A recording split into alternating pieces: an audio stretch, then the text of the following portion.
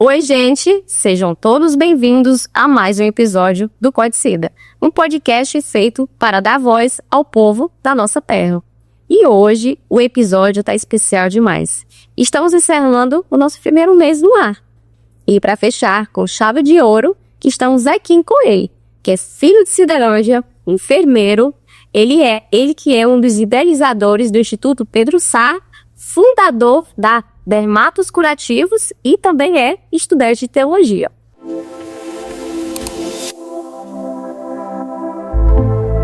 Seja bem-vindo, Pedro Sá Júnior. Bem-vindo, Júnior. Muito obrigada por estar aqui. É uma honra receber aqui conosco. Nossos corações se alegram com a sua presença. A honra é toda minha. Como eu falei no início, né, depois de passar vários anos aqui de peso, né, eu poder ocupar a cadeira, né, que eles ocuparam, eu fico honrado. Obrigado pelo convite. E para quem não sabe, quem está em casa aí nos assistindo, o Júnior, o Pedro Júnior, é nosso tio também, né? Ele é tio do nosso esposo, né? E a gente fica muito feliz de ter uma pessoa da família Grandiano, sabe? Família de Sá, né? Aqui conosco. E já vão se preparando aí o pessoal da família de Sá, que em breve nós teremos um novo nome para estar aqui conosco. Inclusive, desse tio. Meu Deus abençoe. Deus abençoe. Não vou perder o costume, não. Júnior, quem é Pedro Sá Júnior? Antes de tudo, antes das empresas, antes das graduações, como foi a sua infância? Quem são seus pais? Conta pra gente como foi a origem de tudo, no comecinho. Conta pra gente. Muito bem. Filho de duas pessoas maravilhosas, né? Não é de menos, vai falar isso. Meu pai foi o Pedro Sá, como todos já conhecem. Minha mãe é a Deusuíta, chamada também de Deusa Sara. Então, assim, eu sou o sexto filho, né? O último filho de 6, né? O caçula. Caçula. E, a minha infância, na verdade, apesar dos meus irmãos serem mais velhos, bem mais velhos do que eu, né? Eu sempre tive os meus mais velhos, né? Gilmar, Gisélia, né? São os mais velhos, na verdade. Então foram aqueles que, muitas vezes, né? Até as pessoas confundem com meus pais. Sim. Né? Já direto na rua. Hoje nem tanto, mas antigamente me associavam ao filho do Gilmar, muitas vezes, ou às vezes filho da Gisélia e do Inacinho. Como ainda hoje, né? O pessoal acha que eu sou filho do Inacinho. Pelo fato de ter convivido muito tempo ali na casa dele, né? E a idade também, né? Sim. Nossa, isso. Depois, né? Eu tenho que falar de todos agora, né? Eu falei de 2, né? Aí depois vem o João Batista, a Judete, que estão ali os do meio, né? Os do meio.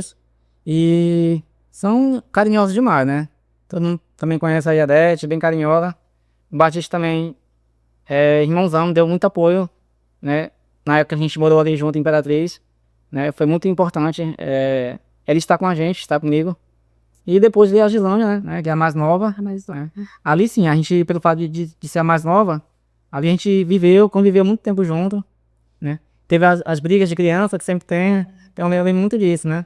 E logo também ela casou e eu fiquei, na verdade, tendo como irmãos, né? Os filhos do Inhaço, os filhos da Dete, que ficou ali convivendo como fossem os meus irmãos, né?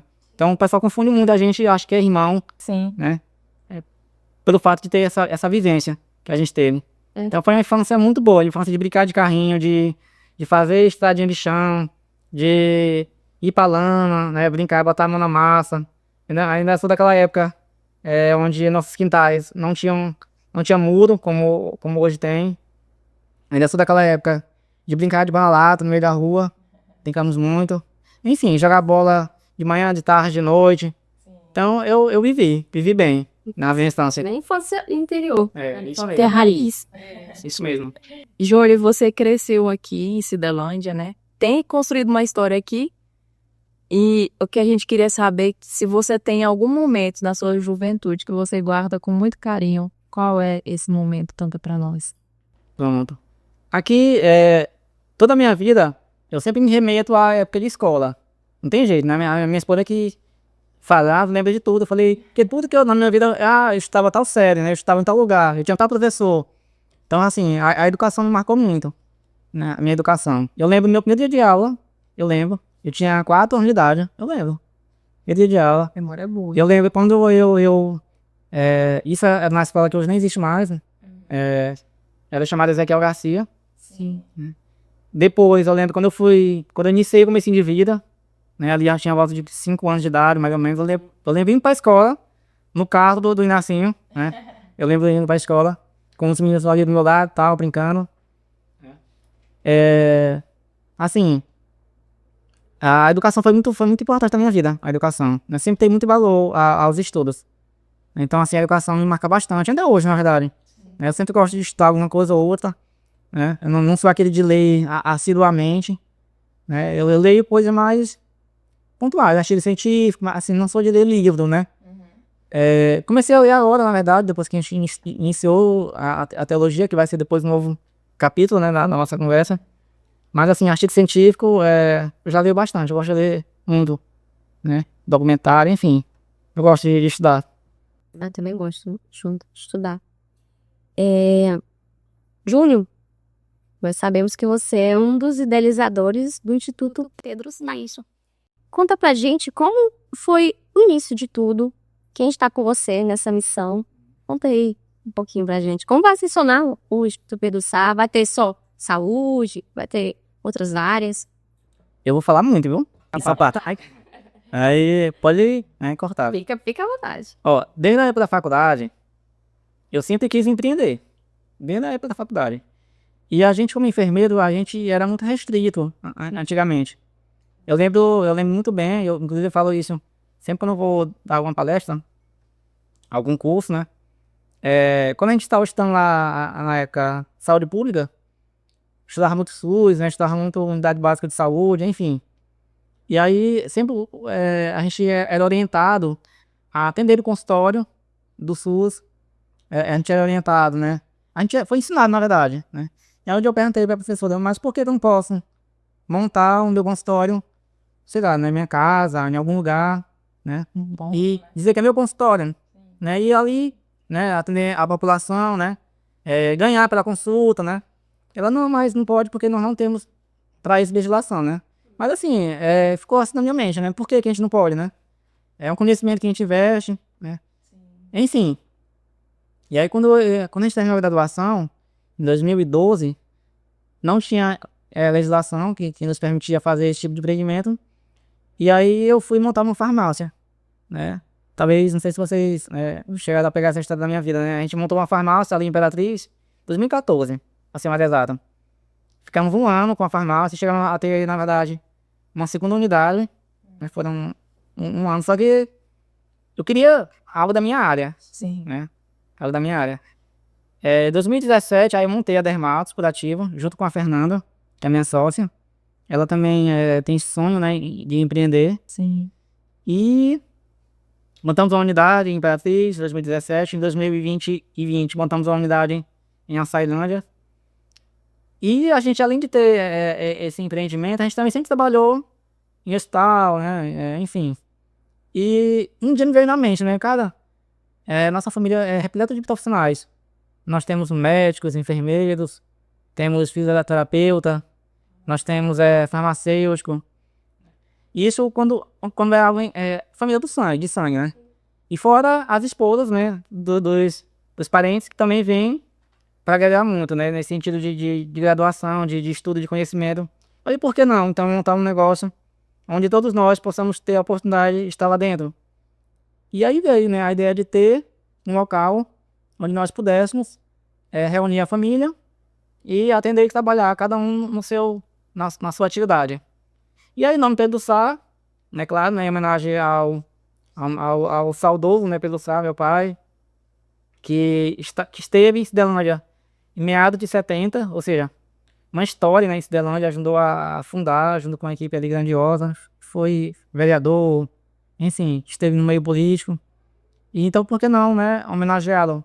Com certeza, quando a gente pensou no nome dele, foi unânime. Ninguém... A dúvida era, né? Vai ser estudo ou casa de saúde? Mas que o Pedro Sá, ninguém nunca foi assim contra.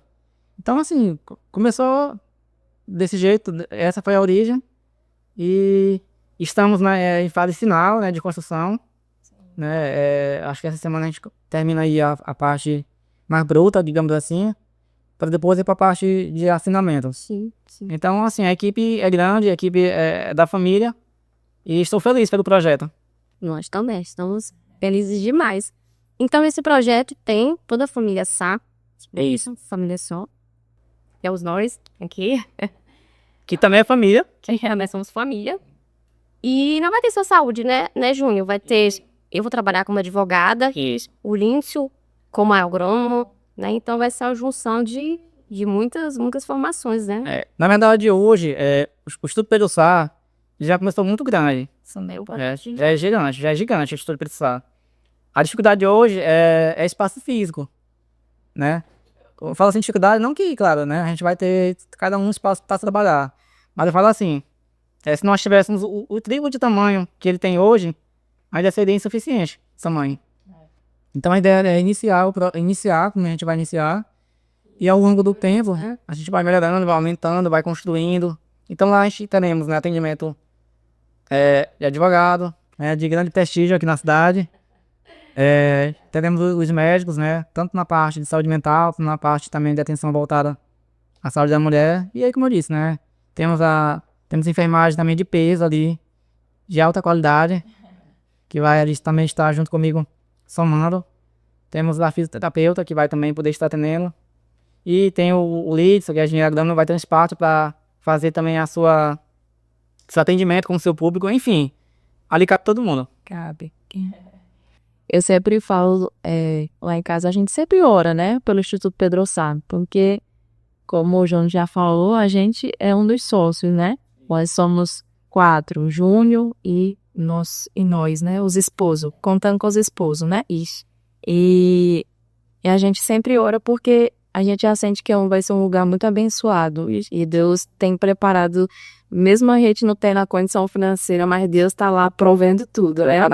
E além de ser um lugar que é para homenagear o seu Pedro Sá, como foi para você, Júnior, emocionalmente, ter essa atitude, falar, não, eu preciso fazer algo com o nome do meu pai para eu homenagear ele dessa forma? Você pensou assim ou não? Foi deixar um legado? É isso, na verdade, né? Eu acho que todo homem que passa, quando eu falo homem, homem, Sim, humanidade, né? Ser humano. Então todos, a gente sabe que a nossa passagem aqui na Terra é limitada. É como diz aí a Bíblia, né? Quem viveu 100 anos já não é com tanta... como é que fala? Quem chegar aos 100 anos já não é com tanta lucidez, digamos assim. Então a gente liga ali 70 anos, digamos assim, tá? Ainda é lúcido, digamos 70, 80 anos. Mas toda a humanidade quer deixar um legado. Sim. Quer deixar, né? E Pedro Sá deixou um legado, na verdade. Né? Hoje, onde a gente passa na cidade, a gente ouve o nome dele. Às vezes a gente às vezes o nome dele já não abre portas para muita coisa. Né? Isso para nós é um privilégio.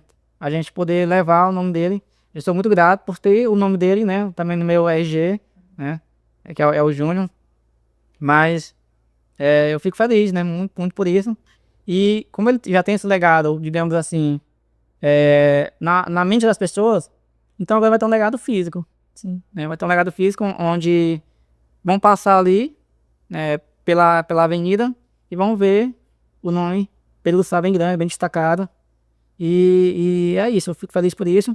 E esperamos, né, em nós, todos nós, poder realmente trabalhar em conjunto. Estamos ansiosos para que isso possa acontecer. Inaugurado. E em breve teremos a grande inauguração do Instituto Pedro Sá. Em nome de Jesus. Júnior, você também é dono da Dermatos Curativos. Você falou um pouquinho aí de como um ano que surgiu. Você tem uma sócia também, né? Conta pra gente como foi, de onde surgiu, como está até hoje, um pouquinho da Dermatos. Olha, a Dermatos, eu sempre, apesar de a Dermatos, né, muita gente vincular a mim, né, mas a Dermatos, ela teve realmente um desejo inicial pela Fernanda, né, pela Fernanda. Por que eu falo isso? Porque eu sempre quis empreender, né, mas eu tinha muito medo de empreender. Ela já é mais assim, digamos assim, ela é mais espontânea, né, assim. Mas o que acontece naquela época? nós trabalhávamos juntos, né? Eu exercia uma função no hospital e ela exercia uma outra função no hospital. Só que a gente sempre gostou de curativo. Fazer o curativo, né? Nós temos muita autonomia, né, nessa parte, nesse tipo de atendimento. E a gente achou isso em comum. Na época, eu lembro que a gente, né, quando a gente foi falar sobre curativo para os colegas, né, na época lá de profissão, pouca gente tinha mesma vontade de trabalhar nessa área. E a Fernanda era a única que vinha, né? Tipo, por exemplo, eu chegava lá, eu trabalhava nessa época, né, só para vocês entenderem, no controle de infecção hospitalar. E dentro do controle de infecção hospitalar, a gente também faz muita ação ação de saúde, de educação, de orientar. E aí eu ia orientar, né, como fazer um curativo, para não infectar. Eu ia orientar os colegas, né? Só que assim, a demanda era pouca. A gente fazia um convite, chamava todo mundo, mas poucos apareciam. E quem tava lá o tempo todo? A Fernanda, né? Fernanda. E aí a gente percebeu que ela também gostava. Sim. E aí um dia ela falou, Pedro, por que a gente não abre uma clínica? Eu falei, Fernanda, a ideia é muito boa, mas a gente não tem condição de abrir agora, né?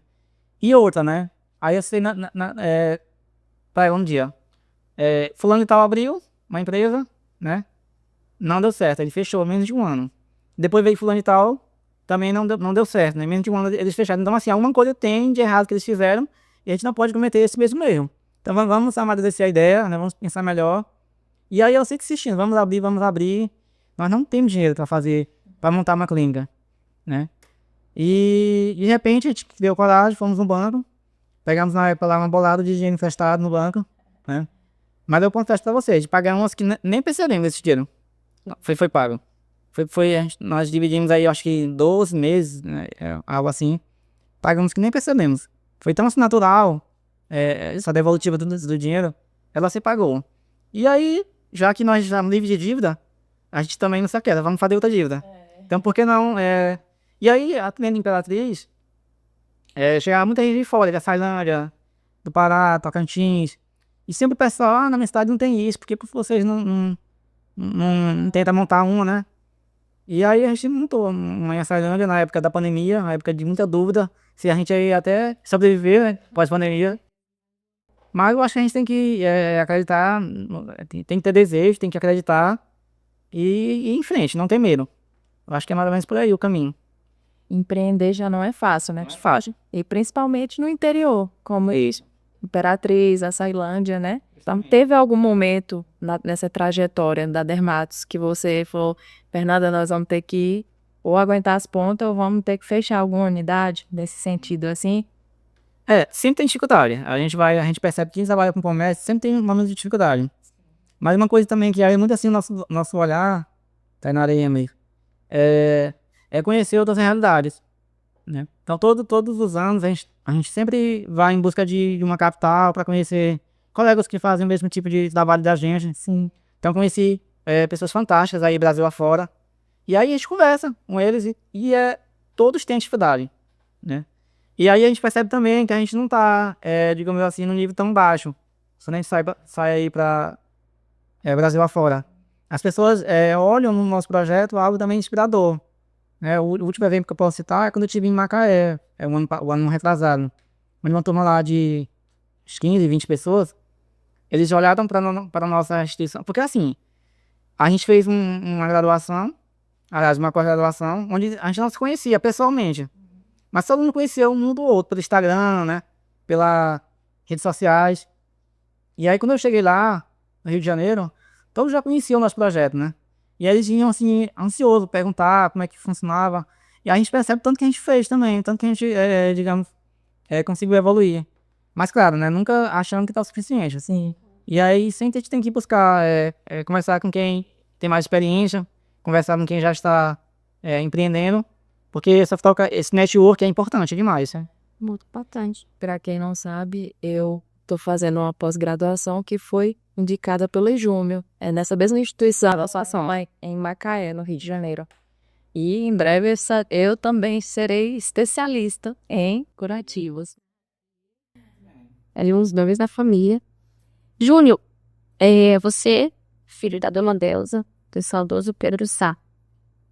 diz pra gente como a história da sua família influenciou no que você faz hoje.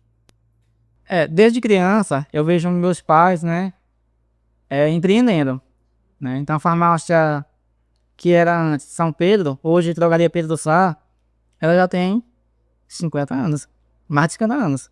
Então, assim, é uma história muito grande, tá? Muito grande, né? Eu até, quando eu via a dificuldade do meu pai, da parte da minha mãe, ali empreendendo, né? Eu até falava assim, eu não quero isso pra mim, não. Eu quero me formar, passar no concurso, ficar ali tranquilo, né? Mas acaba que não teve jeito, né? O sangue. Não teve jeito. Sangue mesmo. Tanto que, como eu falei no início, né? A gente até empreendeu no ramo farmacêutico, mas era um ramo que depois não me agradou, porque não era a minha área, né, de atuação. Então, vendo o Pedro Sá e a Ana Delza empreendendo, né, ali naquela labuta do dia a dia, acaba que nos inspira um pouco, né? E a gente acaba que aprende também um pouco, com cada um. Certeza. E nós que somos de Ciderlândia, acredito que todo mundo já tenha passado antes era farmácia, né? Farmácia São Pedro. E isso, só não teve o do contato ali. Eu, particularmente, na minha infância, toda semana eu tava lá, Júnior, tomando coquetel na Vera, o São Pedro aplicando em mim. Então, são muitas memórias ali na farmácia, Ana Delza, o seu filho, e que marcam a gente, né? E fora de outras pessoas. Eu acredito que vou colocar 98% de cidadãos de povoados conhece a farmácia Pedro Sá. Com certeza.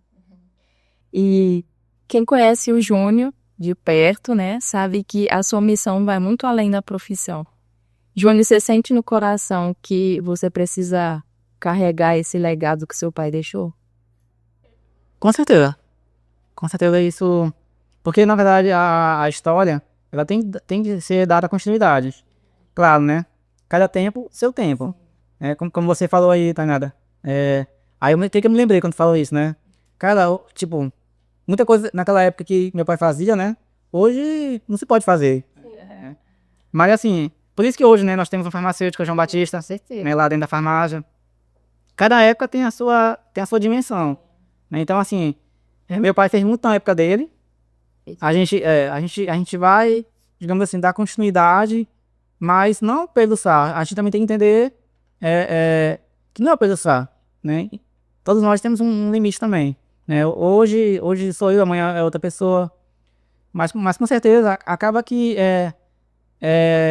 um é ligado ao outro. Não tem jeito. Se a gente for pegar a nossa árvore genealógica, teve meu avô, que também tem muita história pra...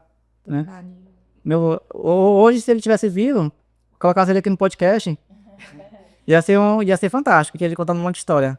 Então, aí teve meu bisavô, que eu já não conheci, mas, né, assim... Mas acaba que é uma história um do outro. O seu avô, ele empreendia também. Também empreendia. Pronto, olha aí, ó. E eu lembro que antes de estar na farmácia ajudando meus pais, eu ajudava meu avô, né? Agora me veio isso também na memória, né? Porque como eu era mais jovem, né? O que acontecia, né? O Gilmar ficava na farmácia, né? Que era mais velho. E eu ficava, né? No comecinho ali do meu avô. Comendo biscoito, comendo chiclete, a balinha. E distribuindo, né? Então, às vezes acontece pro pessoal, né? Eles acham... Tipo assim, eles não conseguem me enxergar dentro de um balcão, de um comércio, né? Eu lembro naquela época, a gente tinha uma balança para pesar prego, pesava chumbo, né? Era tão prático a gente estar pesando, que às vezes a gente pegava um tanto, ó, que vai dar 1 quilo, certo? Colocava na balança, né? Então hoje a gente fica assim, quando a gente vai no açougue pra carne, né? A gente percebe quanto o açougueiro é preciso, né? Sim. Né? Naquela época também a gente tinha essa mão, porque a gente fazia muito isso, né? Fazia muito isso. O Júnior me fez voltar no tempo, porque a gente também lá no Pará tinha um comércio, né? Era Mercadinho Emily. E a gente ficou um tempão e eu chupava muita balinha lá, viu? Pedi mais. Quase deu um diabetes, graças a Deus deixamos. Eu acho que por isso que hoje eu não gosto mais tanto de doce. Eu barrei por isso. Praca de doce agora, viu, gênio? Eita, gente, aprender tá no sangue, né? Júnior, você também está estudando teologia. Isso. nasceu esse chamado para teologia e por quê? Conta pra gente. Vamos lá. Hoje eu tenho 36 anos de idade, né? Então, quando eu sempre, né, quem me conhece desde criança, eu sempre estive envolvido em atividades na igreja, né? Aí eu lembro, de novo, né, memória afetiva. Eu lembro de criança, indo com meu pai e minha mãe pra igreja, né, a gente ficava lá na frente, lá, sentado na frente, eu roendo unha, né? E o pai tira a mão da boca e tal, né, retornando comigo, eu lembro muito disso, né? Enfim, aí chegou uma certa idade, 12 anos de idade, fui ser coroinha, fiquei coroão, como eu brinco, né? Porque fiquei até, 20 e poucos anos de idade, já com barba na cara, sendo coroinha, né? E aí eu observei depois, né? Um diácono, né? Eu conheci o diácono José Silva, que é de Açailândia, né? Um abraço, diácono José Silva, você vai olhar esse podcast. E aí eu falei, cara, fiquei assim olhando pra ele e fiquei imaginando, né? Aí, um dia eu acho que eu posso ser um diácono, né? Só que assim, né? Existe uma série de pré-requisitos, né? Pra estar no diaconato. Mas assim, eu nunca... Aí passou da minha mente, né? Isso eu tinha 18 anos de idade, né? Ou seja, há 18 anos atrás, né? Há bastante tempo. Isso. E aí, enfim, fui ver minha vida, né? Ainda dentro ali ajudando na igreja. Quando foi há 4 anos atrás, mais ou menos, veio, né, um projeto da nossa diocese de Imperatriz, que era implementar a primeira turma de diaconato permanente dentro da diocese. E um dos pré-requisitos é ter o curso de teologia. Um deles, na verdade, né, que é um diretório de quase 15 folhas, né? É um diretório. E um deles é ter graduação em teologia. E aí o convite chegou até a gente ficou encantado, né? Aceitamos de imediato. Fomos atrás, na verdade, né, desse convite. E hoje estamos estudando, encerramos agora o 7º período de teologia. Né? Isso. Próximo semestre vai ser o último semestre de teologia. 2026 vai ser nosso estágio. Nosso estágio, né? Como ainda ali. A gente fala que é candidato, né? A gente não usa o termo diácono lá. A gente não usa. Por quê? Porque quando a gente foi convidado, ficou bem claro pra nós, né? Ó, vocês vão estudar. Se vocês forem ou não ordenados, é uma consequência. Então não é porque eu estou estudando teologia que eu vou ser diácono, tá? Não é isso, nunca nada. Uma coisa não tem a ver com a outra. É um pré-requisito, tá? Então assim, e hoje a nossa mente é aberta pra isso. Não, estou estudando teologia. Se lá na frente, né? Deus nos concedeu o direito, né? Essa honra, né? De ser ordenado como diácono, né? Ficarei muito feliz, claro, porque o diácono, ele como missão principal, é o serviço à comunidade. E eu gosto de servir a comunidade, eu me sinto bem servindo. Então, próximo ano a gente finaliza, né, a parte, digamos, do curso. E aí treina as mãos de Deus, né? Se vai vir na ordenação. Mas eu digo assim, sem medo de errar. Só o fato de estar naquela turma ali. Hoje nós somos 28, né, homens. Mas 28 homens, se quando juntamos numa sala, é 28 crianças, tá? Então só a amizade que ali dentro é construída já vale muito a pena. É o conhecimento que a gente adquire ali dentro, né? Eu acho que todo cristão deveria estudar teologia. Todo cristão deveria estudar teologia, que é fantástico, é muito bom. Essa parte da história do João, assim, sobre fé, me toca muito, porque sempre que a gente se reúne, né, lá na Dona Delza, o João dá uma palavra, faz uma oração, né, e isso é importante para as famílias, né, estarmos sendo abençoados através de palavras, né, e o Júnior é muito sábio, que Deus continue abençoando aí, dando mais ainda sabedoria para você. E Júnior, quando você sentiu de Deus que esse chamado era ainda maior para servir? Na verdade, a gente ouve muitos relatos, né? Quando a gente está começando nesse meio, né? E alguns falam, eu senti um chamado, né? Mas tem aqueles que falam, não, eu simplesmente fui vivendo, né? Eu acho que estou mais nessa linha aí, né? Eu fui vivendo, quando eu percebi, eu já estava com 30 e poucos anos, né? Então, assim, a minha vida foi essa, na verdade, né? Então, ontem mesmo eu estava conversando com os amigos, né? Quando você faz o que você gosta, é algo assim tão natural que você cansa, né? Como ser humano a gente cansa. Mas é tão assim gratificante, né, esse cansaço. E é natural, na verdade, né? Foi natural, assim. Eu não tive assim um dia, eu dormi e acordei, né, com esse chamado. Não foi algo assim natural, como eu falei, desde para exercer o serviço dentro da igreja, desde os 12 anos de idade, a gente tem algum tipo de serviço, né? Fui como coroinha, né, mista da Eucaristia, né, e entre outras funções, né, que a gente exerce lá dentro. Então, assim, desde criança eu me vejo lá dentro, servindo. Então, Não conheço. então não tem assim uma data, assim, tipo um chamado um dia, assim, eu não consigo perceber isso. Sim. Júnior,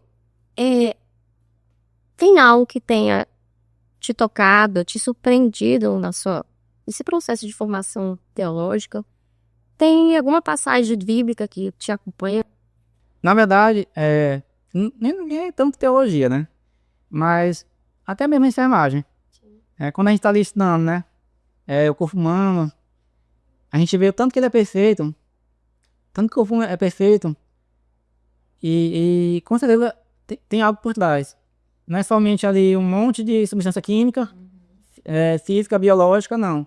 Tem algo por trás. A gente chega num momento, né, do nosso estudo onde não tem explicação, né? Aí hoje na teologia ele chama de célula de Deus, né?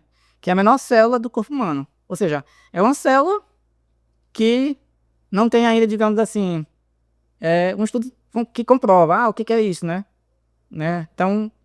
Então, assim, a enfermagem já me fez perceber, né, que tinha algo de diferente. Na teologia a gente tem a certeza, né, de que realmente é por trás, né, de um corpo humano, não só o corpo humano, né? Deus criou tudo que existe, mas o corpo humano foi a sua obra-prima, a sua obra-prima. Então é fantástico, é fantástico a gente observar toda essa característica. E como é para você, Júnior, ser profissional da saúde e ao mesmo tempo se preparando para servir na fé? Quando a gente iniciou o curso de teologia, eu estava me preparando para entrar no mestrado. Aí chegou na decisão, não, tem que ou uma coisa ou outra, né? Não dá pra gente querer abraçar o mundo, até porque além do curso de teologia tem a profissão, tem esposa, tem filho, né? Filhos, né, hoje. Tem, enfim, toda uma abordagem disso aí. Então a gente tem que, na verdade, focar em alguma coisa, né? Então, hoje a gente foca, nosso foco está muito voltado, né, ao curso de teologia, e conciliar com a prática profissional é fantástico também. Porque assim, vamos lá, né? Eu estou, digamos, estou num hospital, estou na UTI, por exemplo, né? E lá eu não posso esquecer de que eu sou um cristão. Lá, quem conhece essa realidade, né, de hospital sabe que às vezes tem paciente que é mais exigente do que outros, né? Às vezes, né, você tem que fazer uma reflexão para você se perceber que é humano, para você não se deixar robotizar, porque, né, é cansativo, é puxado o serviço, né, não é fácil. Então, se você não parar, né, e pensar, não, eu sou cristão, eu sou um ser humano, você faz besteira, pelo cansaço, enfim, é um paciente que te chama muitas vezes, né, e você, não, tô cansado, eu vou dormir, acordar 3 da manhã com alguém te chamando, corre aqui que estão passando mal, entendeu? E você simplesmente acordar, dar um pulo da cama, despenteado, com o olho cheio de secreção, enfim. É interessante, mas interessante, né? A gente se perceber que é um completo. Eu não sou somente enfermeiro, não sou somente cristão, não sou somente estudante de teologia, não sou somente um pai, um esposo. A gente entender que a gente é um ser completo, né? E não pode esquecer que a gente é tudo isso. Ju, você acredita que a fé e a vida profissional podem caminhar juntas? Com certeza, pode sim. E deve, na verdade. E como é equilibrar a espiritualidade e os desafios do dia a dia? É como eu falei, né? É você se colocar sempre em meio termo. Não só me entregar como profissional de saúde, porque você se você for fazer isso, Não somente zerar também, digamos, baseado na fé, rezar, orar, né? Ou seja, é orar e agir, né? Então é um equilíbrio. Claro, né? Hoje existem pessoas que só oram, digamos assim, e tem um carisma mais voltado para oração, para mosteiro, aquela coisa, né? E tem aqueles que também voltado mais a atividades, né? Extramuros, né? Mas eu acho que o equilíbrio seria realmente o ponto de partida. É você conseguir equilibrar as duas partes. Andar junto e entender que perfeito só Jesus hoje é muito. E nesse cenário tão cheio de pressa, pressão, de correria, Júnior, o que te faz continuar com o coração centrado? Tem algum momento que você tem aí no dia, não, eu preciso orar antes de fazer tal coisa, eu preciso, ou tem como que eu posso dizer, alguma prática que você faz antes de resolver qualquer coisa? Sim, sim, na verdade, a gente tem um hábito, né, de fazer essas orações iniciais, né, do dia. Muitas vezes, né, noturnas, devido também ao cansaço, a orar junto com o Joaquim, né, tentei esse hábito. Mas eu acho assim, parar. Tem que parar de vez em quando. Quando você está num ambiente, digamos assim, seja do qual for, ou seja religioso ou não religioso, né? Mas se você não parar para si, né? Para observar que existe algo maior do que aquela rotina, né? Você, como eu falei, né? Vira um robô, vira uma máquina. E vira uma máquina. Então, assim, qual o segredo? É parar. Parar e pensar, não, né? É olhar assim para si, né? Da cabeça aos pés. Não, vamos lá, vou parar, respirar. Na pandemia, Emily, que foi interessante, que eu fiz isso. Nós estávamos num momento de muita pressão naquela época. Todo dia eu lidava com óbito de pessoas, né? Naquela época eu tava com uma função naquela época que era o quê, né? Controle de infecção, como eu falei, né? Trabalhei muito tempo com isso. Então, às vezes, né, eu lembro que uma vez eu tava na chácara aqui com os meninos, né, ali almoçando, aí me ligaram do hospital, faleceu alguém com Covid, né? Eu tive que correr pra lá pra poder datar dos exames, né, pós-óbito, fazer o relatório, encaminhar pra vigilância sanitária, né, os laudos. Naquela época eu era a pessoa, né, que estava com aquela função, né. Mas chegou uma época, né, onde eu falei comigo mesmo, não, a partir de hoje eu vou me policiar, eu vou fazer o que eu dou conta. Porque é rotina, Emily, Tainara.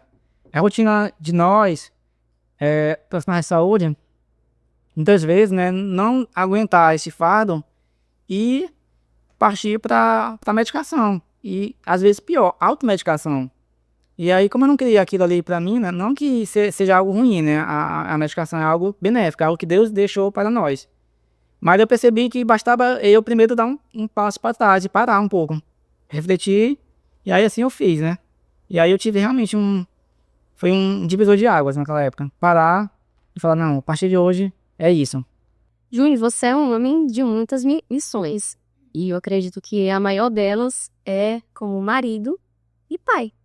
Conta pra gente como é a sua família, como é a sua relação com a Maiara, com o Joaquim, e agora pra chegada da Thalita. Thalita pra chegar na área, né?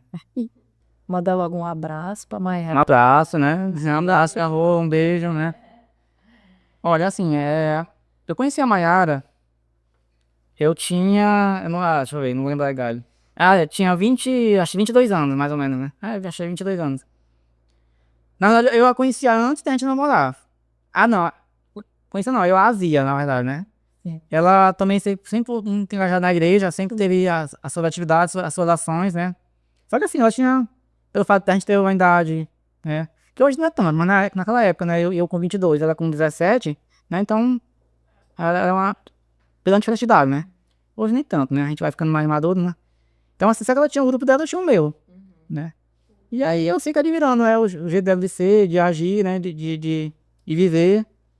Aquela moça ali, ela, né? Ficava assim comigo, né? Ficava pensando. E aí chegou a oportunidade da gente namorar, né? Sim. A gente tem um amigo, né, em comum que... Não é que ele fez, né? A gente se conhecer mais, tipo assim, ele percebeu, né? Foi o cupido. Ele percebeu isso e falou, rapaz.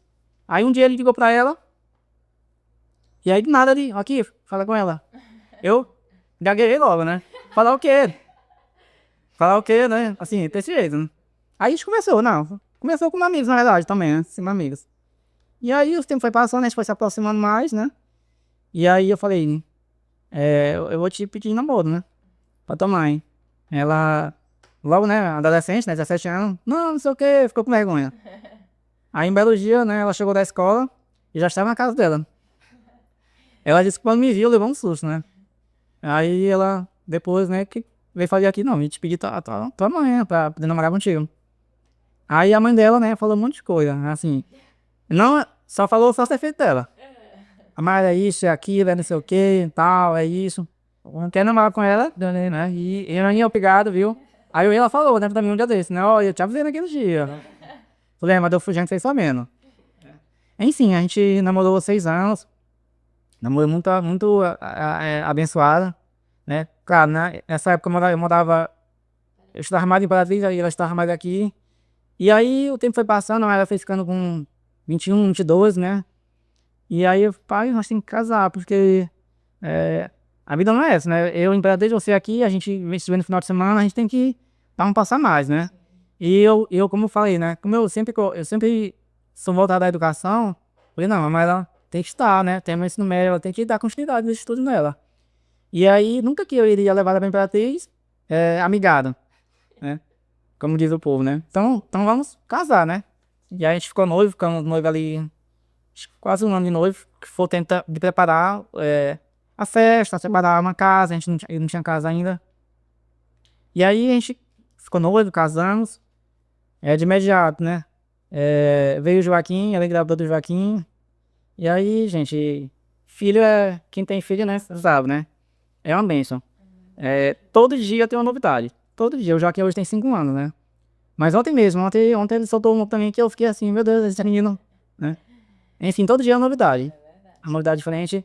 E é maravilhoso, né? A missão do homem é família.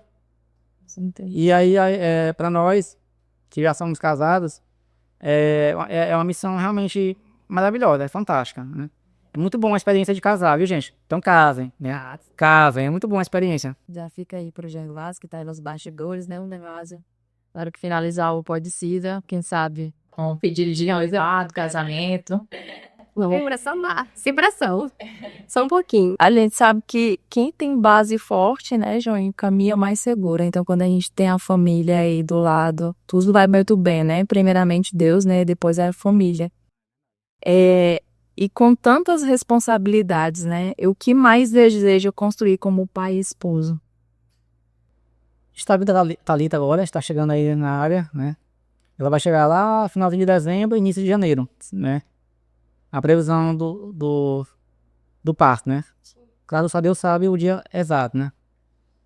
Mas assim, infelizmente a gente não pode ter muitos filhos. A Mara tem algumas comorbidades, né? De saúde. Toda gravidez dela é de risco. A primeira foi de risco. Ela passou muito mal. Só que é o seguinte, quando ela foi lá do Joaquim, ela foi passar mal, mas no final da gestação. Essa não, ela desde o começo, ela não está muito bem de saúde. Então, assim, claro que eu queria mais filhos, né? A gente tive 5 irmãos. Então, hoje, quando a gente reúne todo mundo lá em casa, na casa da minha mãe, cara, recarregar as energias, aquilo ali, né? É recarregar as energias. Então, assim, também queria ter uma família com bastante filhos, mas tudo é na proposta de Deus. Então, um casal tá perfeito também, perfeito. O Joaquim e Thalita estão perfeitos. E a partir de agora, criá-los, continuar criando o Joaquim, criar a Thalita, que é um desafio gigante também. Repito, né? Cada época tem suas dificuldades.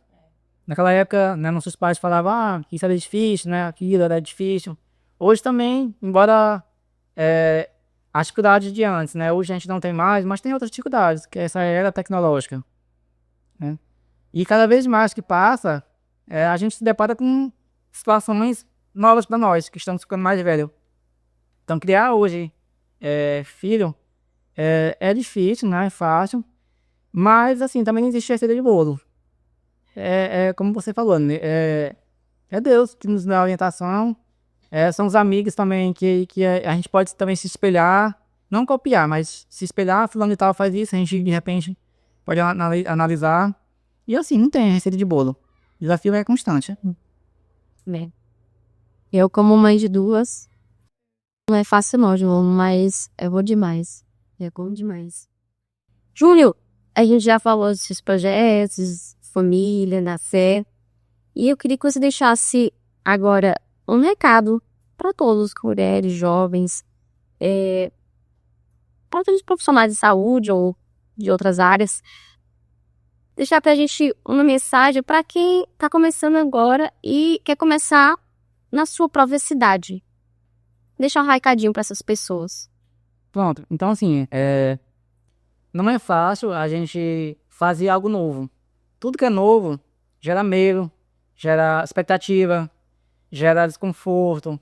Enfim, mas o primeiro passo é acreditar no seu potencial. Ah, eu não tenho potencial. Pois vai dar potencial, vai estudar, vai se qualificar no mercado. Então, primeiro passo é trabalho, educação, que a educação nos dá um suporte para o trabalho, e com o trabalho a gente tem um suporte de poder construir uma família. Então, eu acho que hoje a gente pode estar alicerçado na educação, no trabalho e na família. E não esquecer também de Deus, que Ele que é o suporte de tudo isso. Quando a gente, de repente, falha em uma área, ou de repente não tem uma capacidade que a gente considera importante, mas Deus ele é capaz de nos dar essa capacidade para que possamos realmente cada vez mais estar abertos a conhecer o novo e a saber trabalhar com esse novo. Excelente, Júnior. Júnior, foi uma honra ter você aqui conosco. Muito obrigada. Então é minha. Mais uma vez, repito. Por dividir um pouquinho da sua história. Muito obrigada mesmo. E eu quero te dizer que eu tenho muito carinho e muita admiração por você. E as portas do Poetcida estão abertas para você, viu? Obrigada. É isso aí. E a gente quer desejar também que Deus continue abençoando a sua missão, tanto profissional como pessoal. E desejar que Deus continue abençoando a Maiara também, o Joaquim, né? E a Thalita que está chegando, que já é bênção, né? Que o Senhor esteja preparando a chegada dela, que vai trazer ainda mais amor e felicidade para essa família. Muito obrigada por ter vindo, Jônia. Deus abençoe. Como a Teara falou, a gente tem um respeito enorme por você, como pessoa, como tio. E é isso. Muito obrigada também a você que nos assistiu até aqui. Poetcida, esse podcast abençoado, que também está aqui para abençoar pessoas. Um beijo pra Maiara, pro Joaquim, pra Thalita e pra você aí que se inscreve no nosso canal, que toda semana tem um episódio novo. Beijo e até semana que vem. Tchau, tchau.